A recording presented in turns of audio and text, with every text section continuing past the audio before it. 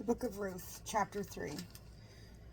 Ruth again presents herself. When Ruth was back with her mother-in-law, Naomi said to her, "My daughter, should I not be seeking a pleasing home for you? Now, is not Boaz, whose young women you were working with, a relative of ours? This very night he will be winnowing barley at the threshing floor. Now, go bathe and anoint yourself, then put on your best attire and go down to the threshing floor. Do not make yourself known to the man before he has finished eating and drinking, but when he lies down, take note of the place where he lies, then go and cover a place at his feet, and you lie down. He will then tell you what to do." "I will do whatever you say," Ruth replied. She went down to the threshing floor and did just as her mother-in-law had instructed her. Boaz ate and drank to his heart's content and went to lie down at the edge of the pile of grain. She crept up and uncovered a place at his feet and lay down. Midway through the night, the man gave a start and groped about, only to find a woman lying at his feet. "Who are you?" he asked. She replied, "I am your servant Ruth. Spread the wing of your cloak over your servant, for you are a redeemer."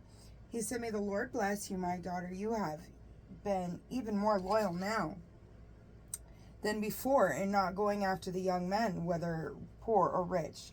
Now rest assured, my daughter, I will do whatever you say. All my townspeople know you to be a worthy woman. Now I am in fact a redeemer, but there is another redeemer closer than I. Stay where you are for tonight. Tomorrow, if he will act as a redeemer for you, good. But if he will not, as the Lord gives, I will do it myself. Lie there until morning." So she lay at his feet until morning. She rose before anyone could recognize another.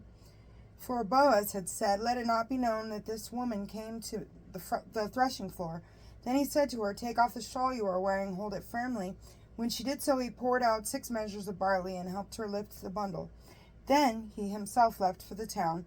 She meanwhile went home to her mother-in-law, who asked, "How did things go, my daughter?"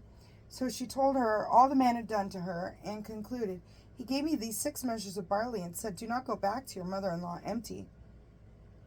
Naomi then said, "Wait here, my daughter, until you learn what happens, for the man will not rest, but will settle the matter today." The book of Ruth, chapter 4. Boaz marries Ruth. Boaz went to the gate and took a seat there. Along came the other redeemer of whom he had spoken. Boaz called to him by name, "Come sit here," and he did so. Then Boaz picked out 10 of the elders of the town and asked them to sit nearby. When they had done this, he said to the other redeemer, "Naomi, who has come back from the plateau of Moab, is putting up for sale the piece of land that belonged to our kinsman Elimelech.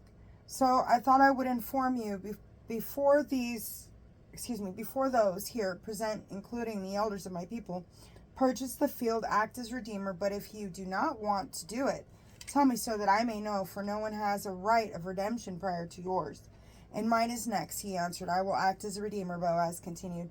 "When you acquire the field from Naomi, you also acquire responsibility for Ruth the Moabite, the widow of the late heir, to raise up a family for the deceased on his estate." The redeemer replied, "I cannot exercise my right of redemption, for that would endanger my own estate. You do it in my place, for I cannot. Now it used to be the custom in Israel that to make binding a contract of redemption or exchange, one party would take off a sandal and give it to the other. This was the form of attestation in Israel. So the other redeemer, in saying to Boaz, "Acquire it for yourself," drew off his sandal. Boaz then said to the elders and to all the people, "You are witnesses today that I have acquired from Naomi all the holdings of Elimelech, Chilion, and Mahlon. I also acquire Ruth the Moabite, the widow of Mahlon, as my wife, in order to raise up a family for her late husband on his estate, so that the name of the deceased may not perish from his people in his place. Do you witness this today?" All those at the gate, including the elders, said, "We do." "May the Lord make this woman come into your house like Rachel and Leah, who between them built up the house of Israel, prosper in Ephrathah, bestow a name in Bethlehem. With the offspring the Lord will give you from this young woman, may your house become like the house of Perez, whom Tamar bore of Judah." Boaz took Ruth. When they came out together as husband and wife, the Lord enabled her to conceive, and she bore a son. Then the woman said to Naomi, "Blessed be the Lord, who has not failed to provide you today with a redeemer. May he become famous in Israel.